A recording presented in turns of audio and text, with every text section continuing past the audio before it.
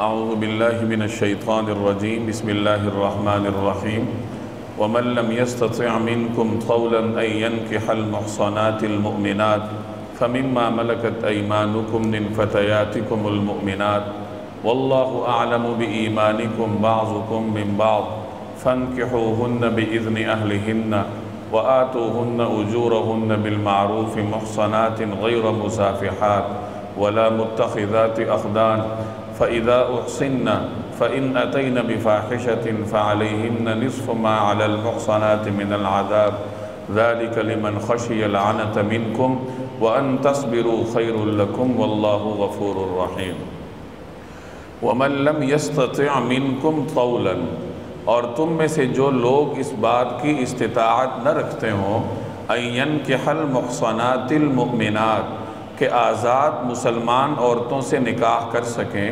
فمما ملكت ايمانكم من فتياتكم المؤمنات، تو وہ ان مسلمان کنیزوں میں سے کسی سے نکاح کر سکتے ہیں جو تمہاری ملکیت میں ہو۔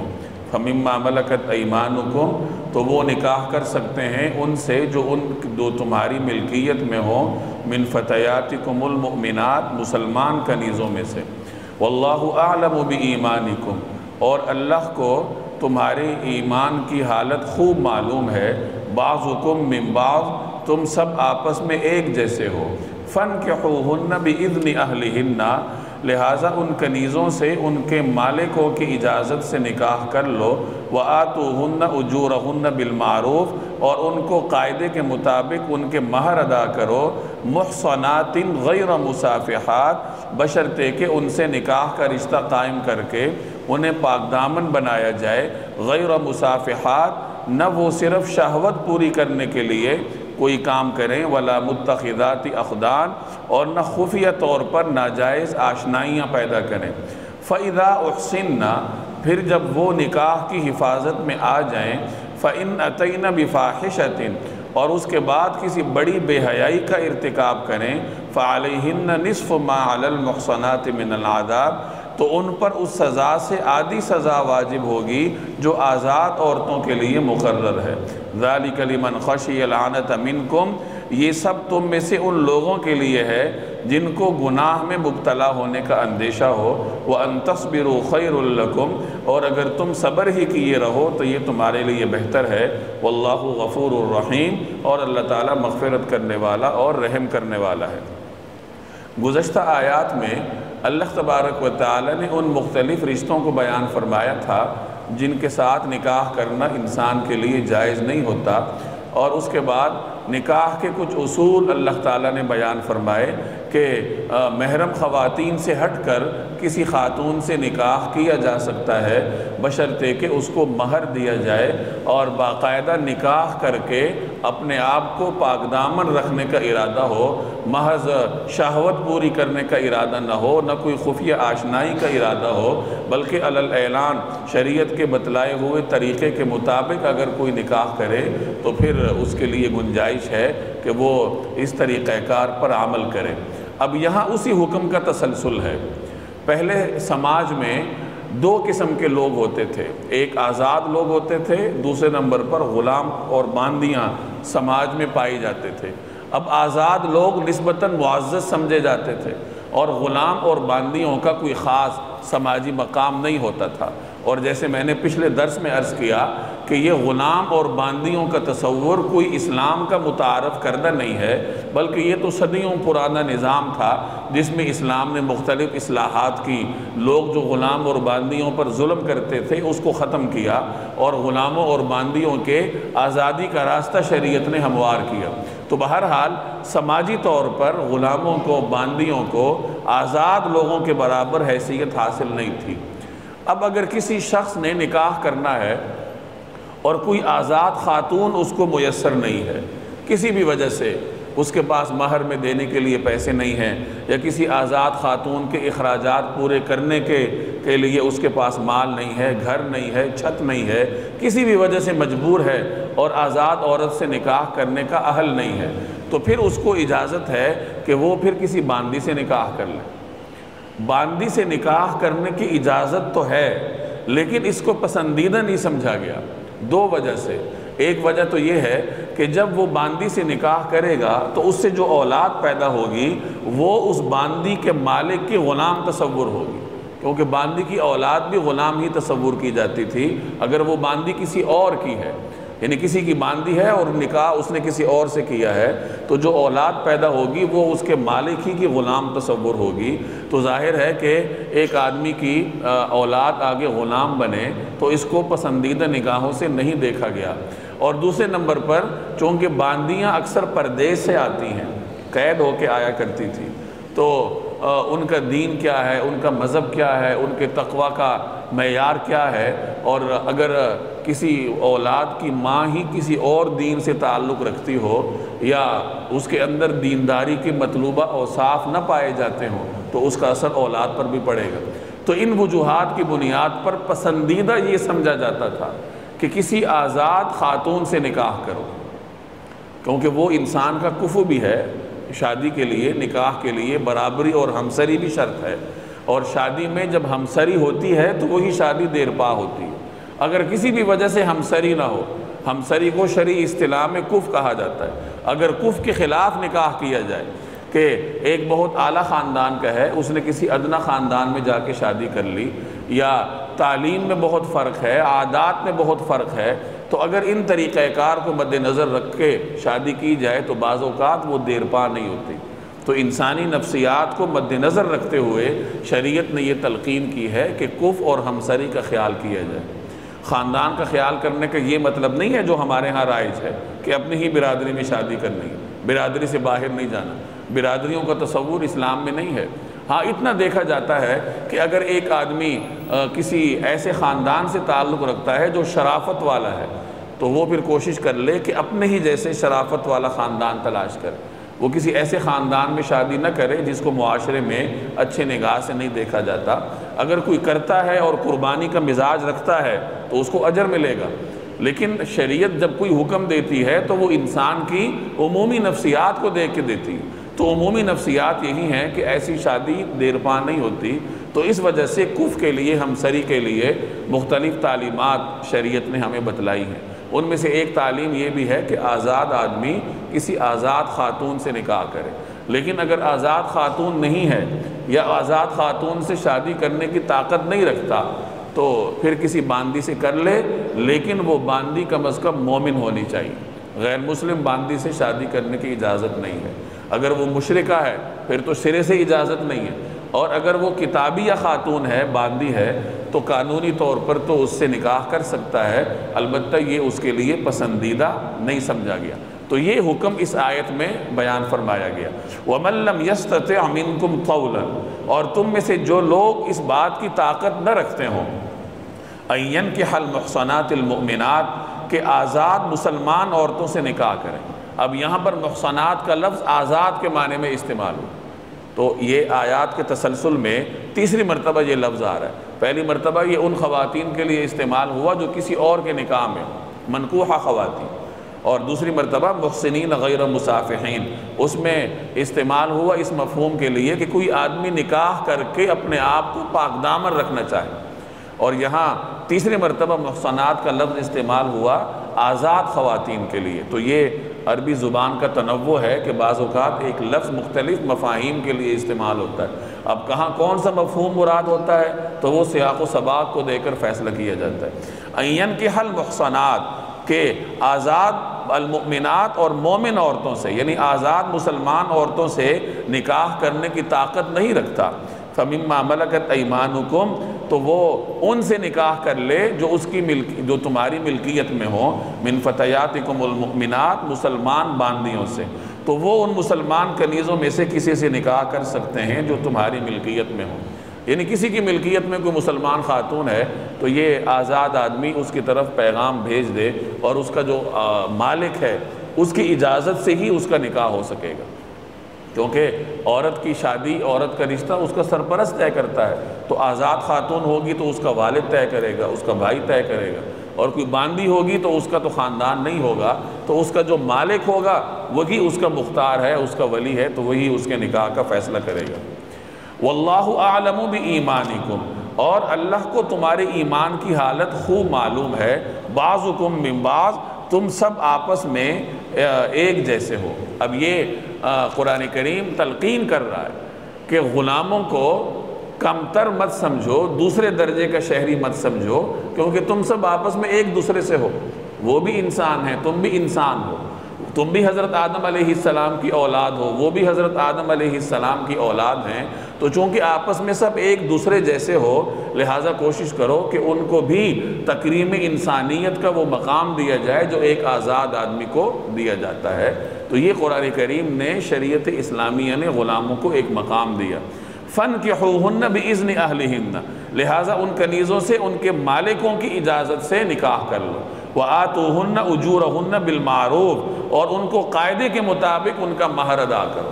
یعنی باندی سے نکاح کرنا ہو، اس کو بھی مہر ادا کرنا ہو، البتہ اس کے مہر پر قبضہ اس کا مالک کر لے گا، کیونکہ جب وہ اس کی ملکیت ہے تو اس باندی کے پاس جو بھی مال ہوگا وہ بھی اس کے مالک ہی کی ملکیت ہوگی۔ وَآتُوهُنَّ أُجُورَهُنَّ بِالْمَعْرُوفِ، اور ان کو قاعدے کے مطابق اجر یعنی مہر ادا کرو، محصنات، بشرطے کہ ان سے نکاح کا رشتہ قائم کر کے ان کو پاک دامن بنانا مقصود ہو۔ یعنی نکاح کا مقصد محض خفیہ آشنائی نہ ہو، محض شہوت رانی نہ ہو، بلکہ پاک دامنی کو مد نظر رکھ کے نکاح کیا جائے۔ غیر مصافحات، نہ صرف شہوت پوری کرنے کے لیے کوئی کام کریں، ولا متخذات اخدان، اور نہ خفیہ طور پر ناجائز آشنائیاں پیدا کریں۔ تو خفیہ طور پر دوستیوں کی شریعت نے پابندی لگائی ہے۔ ہاں، اگر کوئی آدمی کسی باندی سے نکاح کرنا چاہتا ہے تو اس کے مالک سے اجازت لے کے علی الاعلان اس سے نکاح کرے۔ اسی طریقے سے اگر ایک آزاد لڑکا اور لڑکی آپس میں شادی کرنا چاہتے ہیں تو وہ طے کردہ طریقہ کار کے مطابق علی الاعلان ایک دوسرے سے نکاح کریں، جس طریقے سے شریعت کی تعلیمات ہیں اور تہذیبی علامات ہوتی ہیں، اسی طریقہ کار کے مطابق آپس میں شادی کر لیں۔ لیکن اگر شادی نہ ہو اور نکاح سے پہلے آپس میں تعلق ہو، دوستی ہو، بات چیت ہو، گپ شپ ہو، تو وہ خفیہ آشنائی ہے، اور اس سے یہاں قرآن کریم نے صراحتاً منع کیا ہے کہ خفیہ آشنائی کی اجازت نہیں ہے۔ اسی طریقے سے نکاح کا مقصد شہوت رانی بھی نہیں ہوتا، بلکہ نکاح کے اپنے مقاصد ہیں جو مختلف مقامات پر شریعت نے بیان کیے ہیں۔ فَإِذَا أُحْصِنَّ، پھر جب وہ نکاح کی حفاظت میں آ جائیں، یعنی نکاح ہو گیا، اب وہ نکاح کی حفاظت میں آ گئیں، فَإِنْ أَتَيْنَ بِفَاحِشَةٍ، اس کے بعد اگر وہ کسی بے حیائی کا ارتکاب کریں، یعنی زنا کا ارتکاب کر لیں، فَعَلَيْهِنَّ نِصْفُ مَا عَلَى الْمُحْصَنَاتِ مِنَ الْعَذَابِ، تو ان کو اس عذاب کا یا اس سزا کا نصف دیا جائے گا جو آزاد خواتین کی ہے۔ یہاں بھی محصنات آزاد خواتین کے لیے استعمال ہوا۔ آزاد خاتون اگر زنا کرتی ہے، اگر وہ غیر شادی شدہ ہے تو اسے 80 کوڑے لگائے جاتے ہیں، اور اگر اسی طریقے سے کوئی باندی غیر شادی شدہ ہے اور وہ زنا کرتی ہے تو اس کو اس آزاد خاتون کی سزا کا نصف دیا جائے گا۔ آزاد خاتون کے لیے اگر 80 کوڑے ہیں تو باندی کے لیے 40 کوڑے ہوں۔ اور اسی طریقے سے اگر کوئی آزاد شادی شدہ خاتون زنا کرتی ہے تو اس کو رجم کیا جاتا ہے، جو کہ سنت متواترہ سے ثابت ہے۔ اب اگر آزاد باندی زنا کرتی ہے تو جو آزاد خاتون شادی شدہ خاتون کی زنا کی سزا ہے اس کو تو نصف نہیں کیا جا سکتا، رجم کو تو نصف نہیں کیا جا سکتا، رجم تو رجم ہے، یعنی سزائے موت کو تو آدھا نہیں کیا جا سکتا۔ لہٰذا اب یہاں پر باندی کو وہی سزا دی جائے گی جو کہ ایک آزاد کنواری خاتون کی سزا ہے، کی آدھی سزا، یعنی اس کو وہی 40 کوڑے لگیں گے۔ تو اگر باندی زنا کرتی ہے، فحاشی کے مرتکب ہوتی ہے، تو وہ چاہے شادی شدہ ہو یا غیر شادی شدہ ہو، اس کو ایک آزاد غیر شادی شدہ خاتون کے سزا کے برابر آدھی سزا دی جائے گی، 40 کوڑے لگائے جائیں گے۔ اب یہاں ایک بات سمجھ لیں کہ باندی کی زنا کی سزا قرآن کریم نے آدھی کیوں رکھی؟ اس کی وجہ یہ ہے کہ باندیاں اس زمانے میں عام گلیوں میں پھرتی تھیں، گھروں میں کام کرتی تھیں، ان کا میل ملاپ مردوں سے زیادہ ہوتا تھا، اور آزاد خواتین گھروں میں رہا کرتی تھی۔ تو آزاد خاتون اگر زنا کر لے تو وہ اس کے لیے بہت بڑا عیب ہے کہ تمہیں اللہ نے گھر میں رہنے کا موقع دیا ہے، تمہیں باعزت زندگی گزارنے کا موقع دیا ہے، اور اس کے بعد تم اس فحاشی کے مرتکب ہوئی ہو۔ جبکہ باندیاں بیچاریاں چونکہ گلیوں میں پھرتی تھیں، کام کاج کیا کرتی تھیں، ان کا میل ملاپ زیادہ ہوتا تھا، تو ان سے گناہ کا ہو جانا نسبتاً ہلکا سمجھا جاتا تھا بنسبت ایک آزاد خاتون کے. تو چونکہ گناہ کا امکان زیادہ تھا، اس وجہ سے اللہ جل جلالہ نے ان کی سزا بھی نصف رکھی ہے. تو فرمایا فَعَلَيْهِنَّ نِصْفُ مَا عَلَى الْمُحْصَنَاتِ مِنَ الْعَذَابِ، تو ان پر اس سزا سے آدھی سزا واجب ہوگی جو کہ آزاد عورتوں کے لیے مقرر ہے. اور میں نے عرض کر دیا کہ آزاد غیر شادی شدہ عورت کی جو سزا ہے، تو باندی غیر شادی شدہ کے لیے اس کو نصف کیا جا سکتا ہے کہ وہاں 80 ہے تو یہاں 40 ہوگا. اور آزاد شادی شدہ خاتون کی جو سزا ہے رجم، تو شادی شدہ باندی کی سزا کے لیے اس کو نصف نہیں کیا جا سکتا. لہٰذا معیار پھر ایک ہی ہوتا ہے، اور معیار وہی مقرر کیا گیا جو آزاد غیر شادی شدہ خاتون کو زنا کی وجہ سے سزا دی جاتی ہے، تو وہی معیار باندی کے لیے مقرر کیا گیا کہ اس کو نصف کر کے 40 کوڑے لگائے جائیں گے. ذَلِكَ لِمَنْ خَشِيَ الْعَنَتَ مِنْكُمْ، یہ تم میں سے ان لوگوں کے لیے ہے جن کو گناہ میں مبتلا ہونے کا اندیشہ ہو. یہ جو باندیوں سے نکاح کرنے کی اجازت ہے، یہ ان لوگوں کے لیے ہے کہ ایک تو وہ آزاد خواتین سے شادی کرنے کی استطاعت نہیں رکھتے، اور دوسرے نمبر پر اپنے آپ پر قابو بھی نہیں رکھ سکتے. انہیں گناہ میں مبتلا ہونے کا اندیشہ ہے، تو شریعت نے انہیں تلقین کی کہ گناہ سے بچنے کے لیے، اپنے آپ کو پاک دامن بنانے کے لیے کسی مسلمان باندی سے ہی شادی کر لو، تاکہ کم از کم تمہاری عفت اور پاک دامنی تو برقرار رہے. وَأَن تَصْبِرُوا خَيْرٌ لَكُمْ، اور اگر تم صبر ہی کیے رکھو تو یہ تمہارے لیے بہتر ہے. مفاسد میں نے پہلے عرض کر دیے کہ ایک باندی سے شادی کرنے کی وجہ سے کیا مفاسد پیدا ہونے کا امکان ہے. تو ان امکانات کو ختم کرنے کے لیے تلقین یہی کی گئی کہ کسی آزاد سے نکاح کر لو، اور جب تک استطاعت نہ ہو اس وقت تک انتظار کر لو. لیکن بہرحال اگر کوئی انتظار نہیں کر سکتا، اسے اپنے نفس پر قابو نہیں ہے، اپنی خواہشات پر کنٹرول نہیں ہے، تو پھر وہ کسی باندی مسلمان سے کر لے. واللہ غفور الرحیم، اور اللہ جل جلالہ بہت بخشنے والا، بڑا مہربان ہے. یہاں ایک بات اور سمجھ لیں کہ بعض اوقات انسانی ذہن میں یہ خدشات پیدا ہوتے ہیں. آج کل ہمارے ہاں پروپیگنڈے کا دور ہے، اور لوگ بھی یہ پروپیگنڈے کرتے رہتے ہیں کہ دیکھ لو جی مسلمانوں کے ہاں یہ طریقہ کار تھا کہ غلاموں اور باندیوں کو دوسرے درجے کا شہری سمجھا جاتا تھا، اور ان کے لیے امتیازی قوانین تھے کہ آزاد کے لیے الگ قانون ہے، غلام اور باندیوں کے لیے الگ قانون ہے. تو یہ اس قسم کے پروپیگنڈے کر کے مسلمانوں کے بالخصوص پڑھے لکھے نوجوانوں کے ذہنوں کو خراب کیا جاتا ہے. تو کچھ تفصیل تو میں نے عرض کر دی کہ یہ غلام اور باندیوں کا تصور اسلام کا نہیں تھا، یہ تھا ہی رومی اور یونانی تہذیب کا. اور ان کے ہاں جو ایک وحشیانہ نظام تھا کہ غلاموں پر بے دریغ ظلم ہوتا تھا، باندیوں کو سرے سے انسان نہیں سمجھا جاتا. رومی اور یونانی تہذیب کا تو یہ عالم تھا کہ باندی بیچاری تو بہت دور کی بات ہے، آزاد عورت کو بھی وہ انسان سمجھنے کے لیے تیار نہیں تھی. اور عربوں کے ہاں کیا تصور تھا وہ تو آپ نے پڑھ لی. تو جو آزاد عورت کو کوئی مقام دینے کے لیے تیار نہیں تھے، ان کے ہاں بیچاری باندی کا کیا تصور ہوگا. تو شریعت نے ایک تو ان میں اصلاحات کی ہیں، اور دوسرے نمبر پر ایک اور چیز سمجھ لیں کہ یہ جو اصلاحات شریعت نے کی ہیں یہ اس سماج کے عین مطابق تھی، یعنی اس سماج کے رہنے والے لوگوں کے لیے یہ قابل قبول تھی، چاہے وہ آزاد ہو یا وہ غلام. ہمارے لیے وہ ہو سکتا ہے کہ سوال کا سبب بن جائے ہمارے مختلف سماجی معاملات کی وجہ سے، کیونکہ یاد رکھیے کہ انسانیت کو تکریم حاصل ہے، اس میں کوئی شک نہیں ہے. ہر انسان کو کرامت حاصل ہے. اوپر اللہ نے فرمایا نا بعضکم من بعض، تم سب آپس میں ایک دوسرے سے ہو، ایک جیسے ہو، ایک آدم اور حضرت حوا کی اولاد ہو. تو ہر انسان کو کرامت حاصل ہے. لیکن تکریم کا جو تصور ہے یہ سماج بدلنے سے مختلف ہو سکتا ہے. آپ اس کو آسان الفاظ میں یوں سمجھ لیجئے کہ ایک دیہاتی ہے، وہ کسی دور دراز کے گاؤں میں رہتا ہے، وہ کبھی شہر میں آیا ہی نہیں، اسے شہری معاملات کا پتہ ہی نہیں. وہ آزادی سے صبح اٹھتا ہے، لسی پیتا ہے، اور اپنے طریقہ کار کے مطابق اپنے کھیت میں جاتا ہے. جب تک اس کا دل چاہتا ہے کھیت میں رہتا ہے، اور جب اس کا دل اکتا جائے تو گھر واپس آ جائے. کوئی اس کو پوچھنے کے لیے کوئی پوچھنے والا نہیں ہوتا، اپنی مرضی کا مالک ہوتا ہے. اور ہمارے ہاں جو ملازمین ہیں ان کا طریقہ کار آپ کو پتہ ہے کہ چاہے کوئی فیکٹری میں کسی ادارے میں بڑے ہی منصب پر کیوں نہ ہو، لیکن وہ ایک مقررہ وقت پر آنے کا پابند اور ایک مقررہ وقت پر جانے کا پابند ہے، اور 8-10 گھنٹے وہ کسی بیل کی طرح کام کرے گا. چاہے وہ کسی کرسی پہ بیٹھا ہو یا کسی مشین پہ کھڑا ہو، کام اس سے پورا لیا جائے گا۔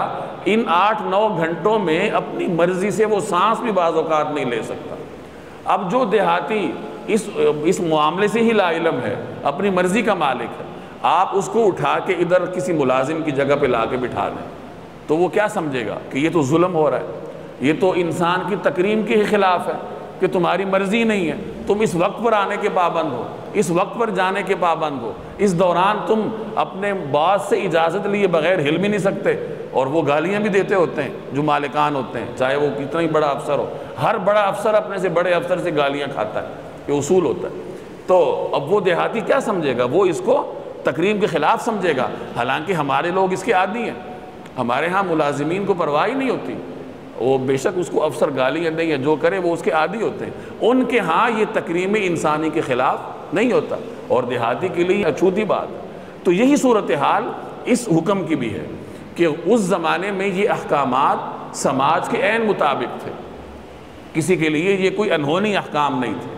اور ہمارے زمانے میں چونکہ سماجی تصورات تبدیل ہیں تو بعض اوقات لوگ پروپیگنڈے کے زد میں آ کے ان کی ذہن میں سوالات ہوتے ہیں، اور سوال اٹھنے کی وجہ یہی ہے کہ سماج کو آپس میں مخلوط کیا ہے، وہ اس زمانے کے سماج کی بات تھی اور یہ اس زمانے کے سماج کی بات۔ اور دوسری اور اہم ترین بات یہ سمجھیں کہ بطور مسلمان کے ہمارا جو اقتدار اعلیٰ ہے وہ کس کے پاس ہے؟ اللہ کے پاس ہے، اور جب یہ احکامات اللہ کی طرف سے ہیں تو پھر ایک بندے کی کیا مجال ہے کہ وہ اس پر سوال اٹھائے؟ سوال تو جب اٹھایا جاتا جب اللہ پہ ایمان نہ ہوتا۔ تو بہرحال یہ چند چیزیں اگر ذہن میں رہیں تو پھر انسان ان چیزوں کی وجہ سے یا ان پروپیگنڈوں کی زد میں آ کے پٹری سے ہٹتا نہیں ہے۔ جب اللہ پہ ایمان مضبوط ہوتا ہے اور مسلمان کے سامنے بات آ جائے کہ یہ اللہ کا حکم ہے تو اس میں پھر کوئی دوسری اور تیسری بات نہیں ہوتی۔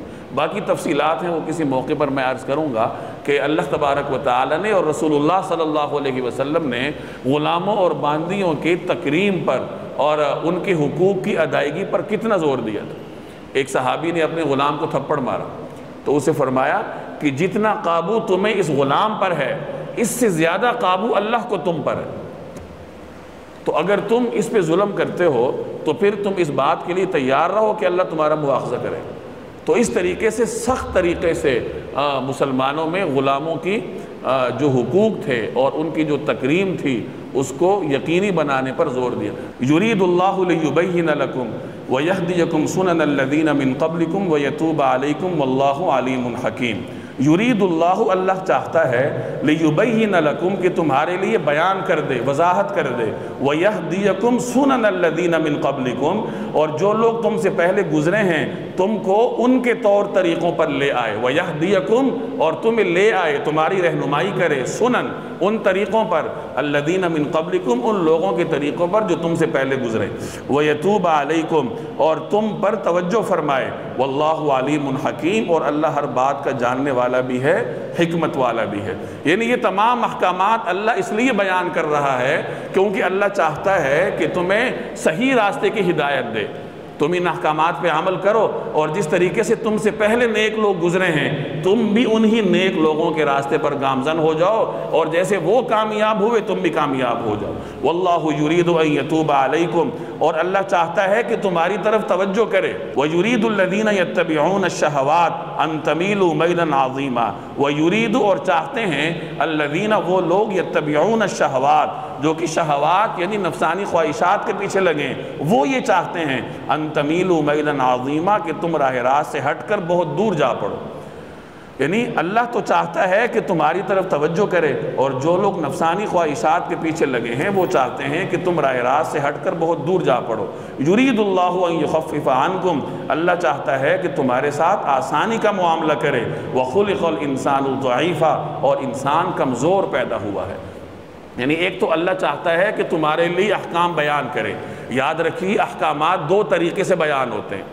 احکامات کے بیان کا پہلا طریقہ یہ ہے کہ صراحتاً حکم بیان ہوتا ہے، اور حکم سنتے ہی سمجھ آ جاتا ہے، نماز پڑھو، روزہ رکھو، یہ صراحتاً بیان ہوئے اور سننے والا فوری طور پہ سمجھ جاتا ہے۔ اور بیان کرنے کا دوسرا طریقہ یہ ہے کہ اس کے لیے استدلال کرنا پڑتا ہے، اشارتاً کنایتاً کوئی حکم بیان ہوتا ہے، جیسے بہت ساری آیات سے فقہاء نے احکامات استدلال کر کے نکالے ہیں کہ صراحتاً بیان نہیں ہے، لیکن کسی نہ کسی اشارے سے وہ حکم معلوم ہو رہا ہے، تو اس حکم کو ثابت کرنے کے لیے پھر باقاعدہ استدلال کرنا پڑتا ہے۔ تو اس طریقے سے اللہ تبارک و تعالیٰ نے قرآن کریم میں جگہ جگہ احکام بیان کیے۔ آگے فرمایا کہ اللہ تمہیں نیک راستے پہ لانا چاہتا ہے، وہ تمہاری طرف توجہ کرنا چاہتا ہے، البتہ جو لوگ نفسانی خواہشات کے پیچھے لگے، یعنی شیطان اور شیطان کے چیلے، وہ یہ چاہیں گے کہ تم راہ راست پہ نہ رہو۔ اب یہ ہر انسان کی اپنی مرضی ہے کہ وہ اللہ تعالیٰ کے پیچھے چلتا ہے یا شیطان کے پیچھے چلتا ہے۔ تیسری بات فرمائی کہ اللہ چاہتا ہے کہ تمہارے ساتھ آسانی والا معاملہ کرے، یعنی یہ جتنے پیچھے احکامات بیان ہوئے ان احکامات پر عمل کرنے میں آسانی ہے، اللہ تمہارے ساتھ آسانی والا معاملہ کرنا چاہتا ہے۔ یہاں ایک نقطے کی بات سمجھ لیجئے، کہا جاتا ہے کہ دین آسان ہے، سنا ہوگا نا آپ نے کہ جی دین آسان ہے، تو دین آسان ہے یہاں اللہ نے فرمایا، اور جگہ جگہ قرآن کریم یہ بیان کرتا ہے کہ دین کو اللہ نے تمہارے لیے آسان بنایا، لیکن دین آسان ہے اپنے احکامات کے ساتھ، دین کے دائرے میں رہتے ہوئے آسانی ہے۔ کوئی آدمی یہ نہیں کر سکتا کہ دین کا حکم توڑ کر آسانی تلاش کرے، جیسے کوئی آدمی کہے کہ یہ 5 نمازیں اس گرمی میں روزے رکھنا، نمازیں پڑھنا، یہ تو بڑا مشکل کام ہے، تو دین آسان ہے نماز نہیں پڑھتے، دین آسان ہے تو پوری نہیں پڑھتے آدھی پڑھ لیتے، تو وہ آسانی نہیں ہے، وہ گمراہی ہے۔ یہاں تمام قوانین بیان ہوئے اور اس کے بعد اللہ نے بیان فرمایا کہ دیکھو اللہ تمہارے ساتھ آسانی والا معاملہ کرنا چاہتا ہے، یعنی ان احکامات پر عمل کرو گے تو یہی تمہارے لیے کیا ہے؟ آسانی ہے۔ یا ایھا الذین آمنوا لا تأکلوا اموالکم بینکم بالباطل الا ان تکون تجارۃ عن تراض منکم ولا تقتلوا انفسکم ان اللہ کان بکم رحیما۔ یا ایھا الذین آمنوا، اے ایمان والو، لا تأکلوا اموالکم بینکم، آپس میں ایک دوسرے کے مال مت کھاؤ ناحق طریقے سے، اے ایمان والو آپس میں ایک دوسرے کے مال ناحق طریقے سے نہ کھاؤ، الا ان تکون تجارۃ عن تراض منکم، الا یہ کہ کوئی تجارت باہمی رضامندی سے وجود میں آئی ہو، ولا تقتلوا انفسکم، اور اپنے آپ کو قتل نہ کرو، ان اللہ کان بکم رحیما، یقین جانو اللہ تم پر بہت مہربان ہے۔ اس صورت میں اب تک آپ حقوق کا بیان سنتے آئے ہیں، اللہ تعالیٰ مختلف حقوق بیان کر رہا ہے۔ اب جس طریقے سے جانی حقوق ہوتے ہیں ویسے مالی حقوق بھی ہوتے ہیں، تو جانی حقوق بیان کرنے کے بعد اب اس آیت میں مالی حقوق کا بیان ہے۔ مالی حق کیا ہے؟ ایک بنیادی حق اللہ نے مقرر کیا ہے کہ دوسرے کا مال ناحق طریقے سے مت کھاؤ۔ اب جتنے طریقے ہوتے ہیں دوسرے کا مال ہڑپ کرنے کے، وہ سارے ناحق طریقوں میں آتا ہے، کہ کسی کا مال چوری کرنا، کسی کے مال پر ڈاکہ ڈالنا، سود کے ذریعے کسی کا مال کھانا، جوئے کے ذریعے کسی کا مال کھانا، یہ تمام طریقے کس میں آتے ہیں؟ ناحق طریقوں میں آتے ہیں۔ اور قرآن کریم نے ایک لفظ استعمال کیا، لا تأکلوا اموالکم بینکم بالباطل، آپس میں ایک دوسرے کا مال ناحق طریقے سے نہ کھاؤ۔ ایک دوسرے کا مال کھایا جا سکتا ہے ایک طریقے سے، اور وہ کیا ہے؟ الا ان تکون تجارۃ عن تراض منکم، کہ کوئی تجارت باہمی رضامندی سے وجود میں آئی۔ اب یہاں 2 چیزیں ہیں، ایک تجارت اور دوسرے نمبر پر رضامندی، یہ 2 چیزیں ہوں گی پھر آپ دوسرے کا مال کھا سکتے ہیں۔ اب تجارت کس کو کہتے ہیں؟ مال کا مال سے تبادلہ ہو تو اسے کیا کہا جاتا ہے؟ تجارت۔ تو مال کا مال سے تبادلہ ہونا چاہیے، اور یہ تبادلہ رضامندی کے ساتھ ہونا چاہیے، دلی طور پر رضامندی ہونی چاہیے۔ تو قلبی رضامندی کے ساتھ جب مال کا تبادلہ مال کے ساتھ ہو تو وہ تجارت ہے، اور اس تجارت کے نتیجے میں جو منافع ہوگا وہ اللہ جل جلالہ نے انسان کے لیے حلال رکھا ہے۔ تجارت میں خرید و فروخت بھی شامل ہے، اس میں کرائے پر کوئی چیز دینا بھی شامل ہے، اس میں وہ تمام معاملات آتے ہیں جس میں ایک انسان دوسرے کے ساتھ کوئی مالی معاملہ کرتا ہے۔ اب یہاں ایک نقطے کی بات سمجھیں کہ مال کا تبادلہ مال کے ساتھ ہونا چاہیے، اگر مال کا تبادلہ مال کے ساتھ نہ ہو تو وہ پھر ناحق طریقے میں آئے گا۔ سود ہے، سود کیوں ناجائز ہوتا ہے؟ کیونکہ سود میں ایک انسان مال کے مقابلے میں وقت کی اجرت لیتا ہے، تو مال کے مقابلے میں مال نہیں ہوتا، مال کے مقابلے میں وقت آ جاتا ہے، تو وقت کا معاوضہ لینا یہ سود کے زمرے میں آتا ہے۔ اسی طریقے سے مال کے مقابلے میں مال ہو اور دونوں یقینی ہو، اگر ایک طرف مال یقینی ہے اور دوسری طرف شک اور شبے میں ہے کہ پتہ نہیں ملے گا یا نہیں ملے گا، پتہ نہیں وہ مال کا وجود ہے بھی یا نہیں، تو یہ پھر قمار کہلائے گا، جوا کہلائے گا۔ جہاں پر بھی مال اس طریقے سے ایک طرف مشکوک ہو جائے تو وہ بھی پھر تجارت نہیں کہلائے گی اور وہ جائز نہیں ہوگا۔ تو گویا کہ جتنے مال کے متعلق احکامات ہیں وہ فقہا نے یہاں اس آیت سے مستنبط کی۔ تو پہلے نمبر پر کیا شرط ہے؟ مال کے مقابلے میں مال، اور دوسرے نمبر پر وہ مال کا مقابلہ مال سے ہو رضامندی کے ساتھ، اور وہ رضامندی صرف زبانی بھی نہیں، دل سے راضی ہونا چاہیے۔ کوئی آدمی ایسا ماحول پیدا کر لے کہ دوسرے کو کوئی اپنی چیز بیچنے کے لیے مجبور کر دے، تو چاہے وہ زبان سے راضی ہے لیکن اگر دل سے راضی نہیں ہے تو اس کا منافع دوسرے کے لیے جائز نہیں ہے، چاہے دنیاوی قانون اسے کچھ نہ کہے۔ اس کے ذیل میں وہ شخص بھی آتا ہے جو اپنی کوئی چیز مجبور ہو کے بیچتا ہے۔ اگر ایک آدمی بیچارہ مجبور ہے اور وہ اپنی چیز بہت کم قیمت پر بیچ رہا ہے اور اس کی اس مجبوری سے کوئی مسلمان فائدہ اٹھاتا ہے تو یہ ایک مسلمان کی شان کے خلاف ہے۔ مسلمان کی شان یہ ہے کہ اسے قرض دے کہ تم اپنا مکان بچا لو، میں تمہیں قرض دیتا ہوں، اور اگر اس سے وہ چیز لے بھی تو مارکیٹ ریٹ پہ لے، اس کی مجبوری سے فائدہ اٹھا کر اس سے کم ریٹ پہ نہ لے، اگر سے وہ ظاہری طور پہ رضامندی سے ہی کیوں نہ دے رہا۔ تو یہ دو چیزیں سمجھ لیجئے، مال کے مقابلے میں مال ہونا چاہیے، اور دوسرے نمبر پر اس تبادلے میں دل سے رضامندی ہونی چاہیے، پھر وہ منافع دوسرے کے لیے حلال ہوتا ہے۔ وَلَا تَقْتُلُوا أَنفُسَكُمْ، اور اپنے آپ کو قتل نہ کرو۔ اپنے آپ کو قتل کرنے سے مراد خودکشی بھی ہے اور ایک دوسرے کو قتل کرنا بھی ہے، یعنی سماج میں ایک دوسرے کو قتل نہ کرو۔ اور یہ مالی حقوق کے بعد اس کا بیان ہے، اور ہمارے سماج میں اس کو آسانی سے سمجھا جا سکتا ہے کہ قتل و غارت گری کی ایک بنیادی وجہ مالی طور پر ظلم بھی ہوتا ہے۔ تو جب مالی طور پر کسی معاشرے میں انصاف ہو تو اس معاشرے میں عام طور پر پھر امن و امان ہوتا ہے، قتل و غارت گری کم ہوتی ہے۔ ان اللہ کان بکم رقیم رحیمہ، یقین جانو اللہ تم پر بہت مہربان ہے، یعنی اللہ تم پر بڑا مہربان ہے، تمہیں جو احکام دے رہا ہے وہ سب تمہاری آسانی کے لیے ہیں اور تمہارے اوپر مہربانی کے لیے ہیں۔ بس یہ انسان کو سمجھنے کی ضرورت ہے کہ اللہ کا جو بھی حکم ہے وہ فطرت کے مطابق ہے اور وہ اس کی رحمت کا نتیجہ ہے۔ وَمَن يَفْعَلْ ذَلِكَ عُدْوَانًا وَظُلْمًا فَسَوْفَ نُصْلِيهِ نَارًا وَكَانَ ذَلِكَ عَلَى اللَّهِ يَسِيرًا۔ وَمَن يَفْعَلْ ذَلِكَ، اور جو ایسا کرے گا، عُدْوَانًا وَظُلْمًا، زیادتی اور ظلم کے طور پر، فَسَوْفَ نُصْلِيهِ نَارًا، تو ہم اس کو آگ میں داخل کریں گے، وَكَانَ ذَلِكَ عَلَى اللَّهِ يَسِيرًا، اور یہ بات اللہ کے لیے بالکل آسان ہے۔